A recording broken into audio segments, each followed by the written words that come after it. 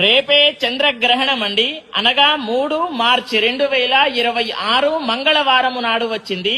ఈ చంద్రగ్రహణం మన భారతదేశమంతా కనిపిస్తుంది. కాబట్టి ప్రతి ఒక్కరు కూడా నియమ నిష్ఠాలు పాటించాలి. మరి ఎటువంటి నియమాలు పాటించాలి అని అంటే, మీరు 12 గంటల లోపే ప్రొద్దున్నే తినేసి ఉండాలి. అది టిఫిన్ అయినా సరే, భోజనమైనా సరే, ఏదైనా సరే తినేసి ఉండాలి. తరువాత తినకూడదు. ఎందుకు అని అంటే, మధ్యాహ్నం 3 గంటల నుండి గ్రహణం అనేటటువంటిది ప్రారంభమవ్వబోతుంది. ఎప్పటి వరకు ఉంటుంది? సాయంత్రం 7 గంటల వరకు ఉండబోతుంది.